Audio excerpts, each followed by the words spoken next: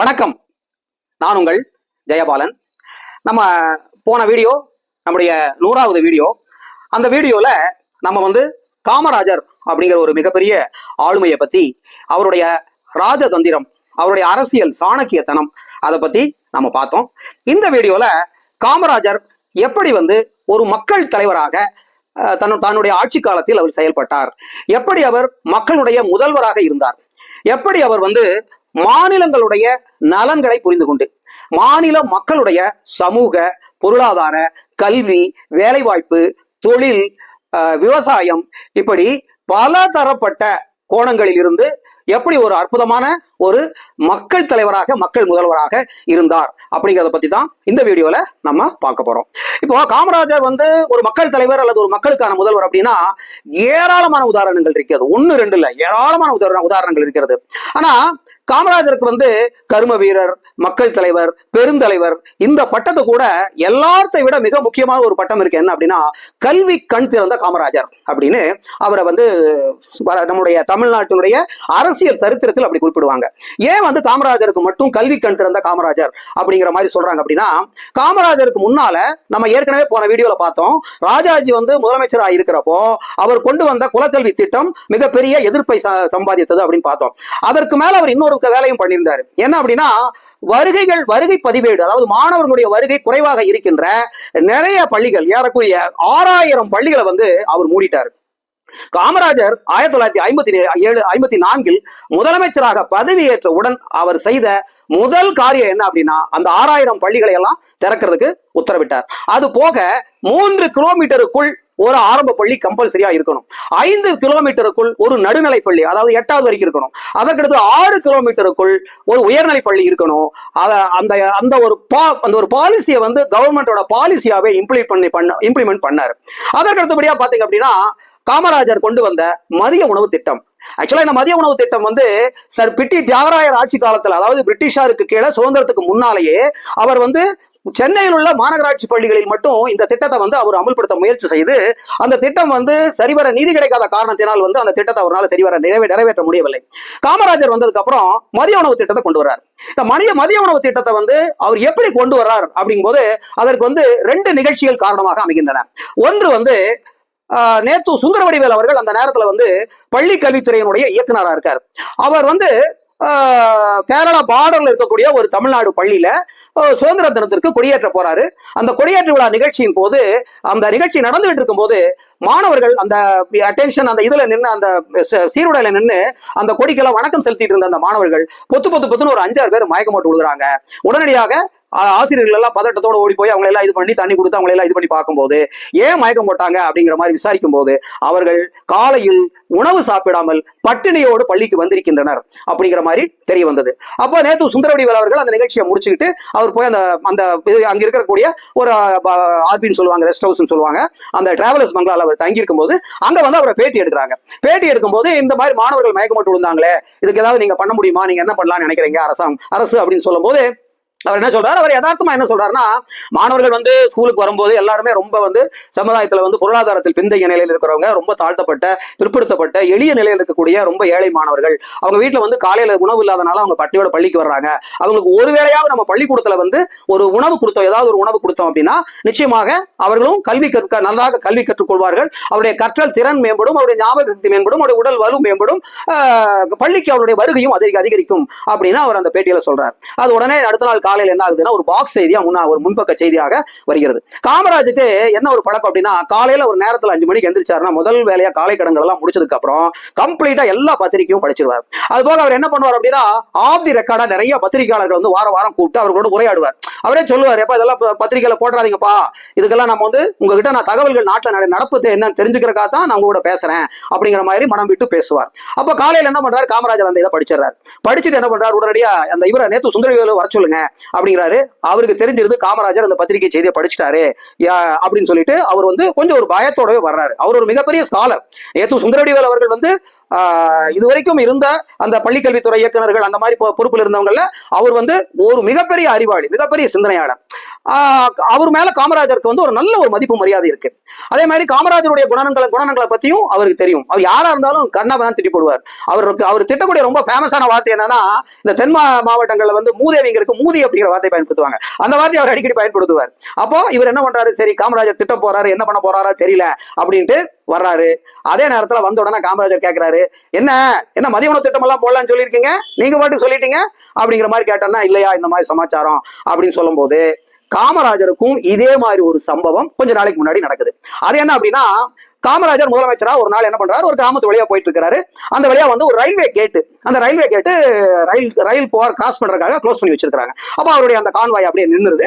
நின்னோடனே அவரு இறங்கி அங்க பசங்க எல்லாம் மாடு மேய்ச்சிட்டு இருக்காங்க. எல்லாம் ஒரு 6-7 வயசுல இருந்து ஒரு 12, 13, 15 வயசுக்குள்ள எல்லாம் கோமணம் கட்டிட்டு எல்லாம் ஆடு மாடு மேய்ச்சிட்டு இருக்காங்க. உடனே அவர் பார்த்துட்டு அந்த பசங்களையெல்லாம் கூப்பிட்டு, எப்பா என்ன எல்லாம் ஆடு மாடு மேய்ச்சிட்டு இருக்கிறீங்க, இன்னைக்கு லீவு நாள் கூட கிடையாது, பள்ளிக்கூடத்துக்கு போகலையா அப்படிங்கிற மாதிரி கேட்கும்போது அவங்க பசங்க சொல்றாங்க, அது பசங்களுக்கு வந்து இவர் முதலமைச்சருங்கிறது தெரியாது.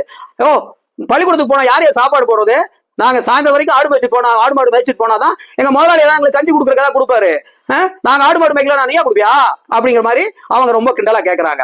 அப்ப உடனே காமராஜர் திரும்பி கேட்கிறாரு, சரி அப்படின்னா சாப்பாடு போட்டா பள்ளிக்கூடத்துக்கு வருவீங்களா அப்படின்னு கேட்டோன்னே, அந்த பசங்களுக்கு கஞ்சி கொடுக்கறதே பெரிய விஷயம், அவங்களுக்கு சாப்பாடு போட்டா பள்ளிக்கூடத்துக்கு வருவீங்களா கேட்டோன்னே அந்த பசங்க எல்லாம் இருந்துட்டு, பெரிய இவர் சாப்பாடு போடுறாரு போயா அப்படின்னு சொல்லி போட்டு அவரை திட்டிட்டு பசங்க எல்லாம் ஓடி போயிடுறாங்க. அப்போ காமராஜருக்கு இந்த நிகழ்ச்சி வந்து அவரை ரொம்ப மனசை பாதிச்சுது. அவர் அந்த பாதிப்பில் இருக்காரு. கரெக்டா இவரும் நேற்று சுந்தரவடிவேலு இந்த செய்தியை சொன்ன உடனடியா கேட்கிறாரு, இப்ப ஆஸ் ஆன் டேட் வந்து நம்ம வந்து ஆரம்ப பள்ளியில இருக்கக்கூடிய மாணவர்களுக்கு தமிழ்நாடு பூரா சத்துணவு போடணும்னா, மதிய உணவு போடணும்னா எவ்வளவு செலவாகும் அப்படின்னு இது பண்ணோன்னா அவர் அப்படியே கொஞ்ச நேரம் மனக்கணக்கெல்லாம் போட்டு ஐயா எப்படியும் வந்து ஒரு 1 கோடி ரூபாய் ஆகுங்க அப்படிங்கிறாரு. ஏன்னா நல்லா கேட்டுக்க, 1954 1 கோடிங்கிறது மிகப்பெரிய தொகை. அப்ப அப்படி 1 கோடி ரூபாய் ஆகும் அப்படின்னு சொன்னோன்னே காமராஜர் வந்துட்டு கொஞ்ச நேரம் யோசனை பண்ணிட்டு, சரி போய் ஆக வேண்டியதை பாருங்க, போட்டுருவோம், மதிய உணவு போட்டுருவோம் அப்படிங்கிறாரு.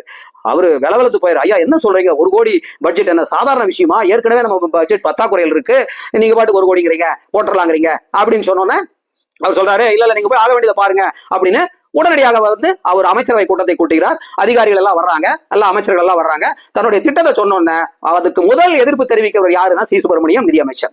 அவர் சொல்றாரு, ஐயா கண்டிப்பா சாத்தியமே இல்லைங்க, ஏன்னா இன்னைக்கு 1 கோடி இருக்கும், 1 கோடி நம்ம சொல்றோம், நாளாக இது வந்து அதிகமாயிட்டே போகும். அப்போ அந்த நேரத்துல நம்ம மதிய உணவு திட்டத்தை ஆரம்பிச்சுட்டு நடுவுல நிறுத்திட்டோம்னா நல்லா இருக்காது, கண்டிப்பா இது நிதி பற்றாக்குறை பிரச்சனை வரும் அப்படின்னு இது பண்றாங்க. அதிகாரிகளும் எல்லாம் ஒத்துட்ட பிடிக்கிறாங்க. காமராஜர் ஒரே விஷயம் சொல்றாரு, பாருங்க என்ன ஆயிட்டாலும் சரி பசங்களுக்கு நம்ம சாப்பாடு போடுறோம், பசங்களை ஸ்கூலுக்கு வரவழைக்கிறோம், அவ்வளவுதான், என்ன ஆக வேண்டியதை பாருங்க அப்படின்னு சொல்லிட்டு காமராஜர் என்ன ஒரு அறிக்கை விடுறாரு, இந்த மாதிரி மதிய உணவு திட்டம் வந்து மக்களுடைய பங்களிப்பு வேணும், அரசாங்கம் மட்டும் இதை நடத்த முடியாது, எத்தனையோ ஏழை எளிய மாணவர்கள் வந்து பசியின் காரணமாக பட்டினியின் காரணமாக பள்ளிக்கு வராமல் அவங்க ஆடு மாடு மேய்ச்சிட்டு இருக்காங்க, அவர்களை எல்லாம் பள்ளிக்கு வரவழைக்க வேண்டும் என்றால் இந்த திட்டத்தை கண்டிப்பாக செயல்படுத்த வேண்டும், அதனால் மக்களே நீங்கள் நிதி தாருங்கள் அப்படின்னு சொல்லிட்டு அவர் என்ன சொல்றாரு, இந்த மதிய உணவு திட்டத்திற்காக மக்களிடம் தான் துண்டேந்தி பிச்சை கேட்க கூட நான் தயாராக இருக்கிறேன் அப்படின்னு ஒரு சூளுரைத்தார். அதே மாதிரி அவர் போன பக்கமெல்லாம் அவருக்கு ஏராளமான நிதி வந்து குவியுது. ஒவ்வொரு இடமா படிப்படியா முதல் வந்து எட்டயபுரத்தில் இருக்கிற ஒரு பள்ளிக்கூடத்துல தான் காமராஜரே அங்க போய் அந்த மதிய உணவு திட்டத்தை ஆரம்பிச்சு வச்சு அந்த பசங்க கூட அவர் சாப்பாடு சாப்பிடுறாரு. அதற்கு அடுத்தபடியா படிப்படியா அந்த திட்டங்கள் விரிவுபடுத்தப்படும் பொழுது அவங்க நினைச்சதை விட வந்து அந்த பட்ஜெட் 1 கோடியை விட தாண்டி போகுது. அப்ப அவர் என்ன பண்றாரு, உடனடியாக சி சுப்பிரமணியம் நிதியமைச்சர், அப்புறம் நிதித்துறை செயலாளர், அப்புறம் நேத்து சுந்தரவடிவேலு கல்வித்துறை அதுக்கப்புறம் காமராஜர், இப்படி எல்லாம் ஒரு டீம் கிளம்பி போய் அங்க போய் மத்திய நிதிக்குழு அந்த அதிகாரி கிட்ட போய் இந்த மதிய உணவு திட்டத்திற்கான நிதியை வந்து நீங்க வந்து 2வது 5 ஆண்டு திட்டத்தில் இதை சேர்த்து மத்திய அரசாங்கம் எங்களுக்கு நிதி வழங்கணும் அப்படிங்கிற மாதிரி கேட்கறாங்க. அப்போ அந்த அதிகாரிகள் எல்லாம் என்ன சொல்றாங்க அப்படின்னா, சாத்தியமே இல்லைங்க, நீங்க பாட்டுக்கு நீங்க கேட்டீங்கன்னா எல்லா மாநிலங்களும் கேட்டா நாங்க எங்க போறது, இன்னைக்கு இருக்கிற சூழ்நிலையில கண்டிப்பா சாத்தியமே இல்லை அப்படின்னு சொல்லிடுறாங்க. அவங்க என்ன சொல்றாங்கன்னா, காமராஜருக்கு ஒரு ஆசை காமிக்கிறாங்க, இங்க பாருங்க மற்ற மாநிலங்களில் பயன்படுத்தாத நிதிகளை எல்லாம் நாங்க உங்களுக்கு கொடுக்குறோம், அதை வச்சு நீங்க தொழில் வளர்ச்சி பண்ணுங்க, ஆனா இந்த மதிய உணவு திட்டத்தை மட்டும் கைவிட்டுருங்க அப்படின்னு சொல்றாங்க. ஆனா காமராஜர் என்ன சொல்றாருன்னா, மதிய உணவு திட்டத்தை கைவிடுறதுங்கிறத பேச்சுக்கே இடம் கிடையாது, அதையும் சேர்த்து என்ன கொடுக்க முடியும் அப்படிங்கிறத முடிவு பண்ணுங்க, கண்டிப்பா எனக்கு நிதி வேணும்னு கராரா சொல்லிடுறாரு. இல்ல என்ன ஒரு இதுனா, காமராஜருக்கு வந்து இந்த தமிழ்நாட்டுல மட்டும் இல்லைங்க, அவரு நேரு, இந்திரா காந்தி, லால் பகதூர், இன்னும் அந்த டெல்லியில் இருக்கக்கூடிய மிகப்பெரிய ஆளுமைகள் எல்லாம் வந்து காமராஜர் மேல அவ்வளவு ஒரு மரியாதை வச்சிருக்காங்க. காமராஜர் ஒண்ணு சொல்லிட்டு அதுக்கு மறுபேச்சு கிடையாதுங்கிற அளவுக்கு அவருக்கு வந்து டெல்லியில் அப்பேற்பட்ட ஒரு செல்வாக்கு இருந்தது. அதிகாரிகளும் வேற வழியில என்ன பண்றாங்கன்னா 2வது 5 ஆண்டு திட்டத்தில் அந்த திட்டத்தை சேர்த்து அன்றைக்கு ஆரம்பித்த அந்த மதிய உணவு திட்டம், அதற்கு பின்னால் வந்த திமுக அரசு, அப்புறம் அதற்கு பின்னால் வந்த ஜானகி அதிமுக எம்ஜிஆர் தலைமையிலான அதிமுக அரசு என்ன பண்றாங்க, எம்ஜிஆர் வந்து இந்த மதிய உணவு திட்டத்தை வந்து சத்துணவு திட்டமா மாத்துறாரு. சத்துணவு திட்டமா மாத்தி அதுல வந்து ஒரு குழந்தைக்கு 1லிருந்து 5 வயது வரைக்கும்னா ஒரு 70-80 கிராம் அரிசி, இத்தனை கிராம் எண்ணெய், இத்தனை கிராம் பருப்பு, அதே மாதிரி அதுக்கு மேல 5 வயதிலிருந்து 10 வயது வரை இருக்கக்கூடிய மாணவர்களுக்கு 100 கிராம் அரிசி, ஒரு 30 கிராம் பருப்பு, இத்தனை எம்எல் இது எண்ணெய் அப்படிங்கிற மாதிரி அவர் என்ன பண்றாரு, அந்த திட்டத்தை சத்துணவு திட்டமாக விரிவுபடுத்திக்கிறார். அவருக்கு பின்னால இவங்க ஜானகி அம்மையார், அவருடைய ஆட்சிக்கு பின்னால வந்து ஜானகி அம்மையார் வர்றாங்க, அதுக்கப்புறம் ஜெயலலிதா அம்மையார் வர்றாங்க, அதுக்கப்புறம் திரும்ப கருணாநிதி அவர்கள் வர்றாரு. அடுத்து வரவங்க என்ன பண்றாங்க, சத்துணவு திட்டத்து கூட 15 நாளுக்கு ஒரு முட்டைன்னு அறிவிக்கிறாங்க. அதற்கு அடுத்தபடியா வாரம் ஒரு முட்டைங்கிறாங்க.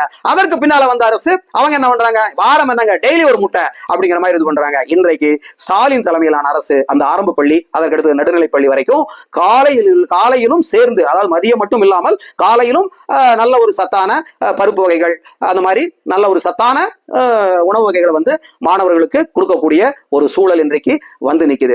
இதன் காரணமாக நம்முடைய தமிழ்நாடு மாநிலம் வந்து இந்திய அளவில் கல்வி அறிவில் அறிவு பெற்ற மாநிலங்களில் 2வது மாநிலமாக, முதல் மாநிலம் கேரளா, 2வது மாநிலமாக இன்றைக்கும் தொடர்ந்து அந்த பொசிஷனை தக்க வச்சிட்டு இருக்கிறாங்கன்னா அதற்கு என்ன காரணம் என்றால், அன்றைக்கு காமராஜர் ஆரம்பித்து வைத்த அந்த மனிதநேய திட்டம், அந்த ஏழைகளையும் எளியவர்களையும் அவர்களை வந்து கல்வியில் உயர்த்தி அவர்கள் கல்வி கற்றால் தான் இந்த நாடு முன்னேறும், கல்வியே ஒரு நாட்டினுடைய பொருளாதார வளர்ச்சிக்கும் சமூக வளர்ச்சிக்கும் அளவுகோல் என்பதை மிக துல்லியமாக கணித்து அந்த கல்வி கண்ணை திறந்த காரணத்தினால் காமராஜருக்கு கல்வி கண் திறந்த காமராஜர் என்ற பட்டம் இன்றும் நிலைத்து நிற்கிறது. இன்றைக்கு பாத்தீங்க அப்படின்னா உலக நாடுகள் எல்லாம் வந்து நம்ம தமிழ்நாட்டுக்கு வந்து இந்த சத்துணவு திட்டம் எப்படி செயல்படுதுன்னு பார்த்துட்டு போறாங்க. அதே மாதிரி யுனெஸ்கோல இருந்து இந்த திட்டத்தை வந்து பார்வையிட்டு போறாங்க. பல்வேறு நாடுகளில் இன்னைக்கு இந்த திட்டம் வந்து அமல்படுத்தப்படுகிறது. இந்தியாவில் உள்ள பல்வேறு மாநிலங்களில் அவங்க தேர்தல் அறிக்கையில் நாங்க வந்து குழந்தைகளுக்கு மதிய உணவு போடுவோம், காலை உணவு கொடுப்போம் சொல்லிட்டு இந்த சத்துணவு திட்டத்தை ஒரு முன்னோடி திட்டமாக எடுத்துக்கொண்டு செயல்படும் அளவிற்கு இந்த மாணவர்களுடைய கல்வி வளர்ச்சிக்கு வித்திட்டவர் மனிதநேய தலைவர், மக்களை புரிந்து கொண்ட, மாநிலத்தை புரிந்து கொண்ட ஒரு அற்புதமான தலைவராக காமராஜர் இருந்திருக்கிறார் என்பதை பதிவு செய்து இந்த வீடியோவை நீங்க உங்க நண்பர்களுக்கும் உறவினர்களுக்கும் ஷேர் பண்ணுங்க. நம்ம சேனலை வந்து சப்ஸ்கிரைப் பண்ணாதவங்க தயவு செய்து அதை சப்ஸ்கிரைப் பண்ணிருங்க. அனைவரும் நலமுடனும் வளமுடனும் இன்புற்று வாழ வேண்டும் என்று வாழ்த்தி விடைபெறுகிறேன். நன்றி, வணக்கம்.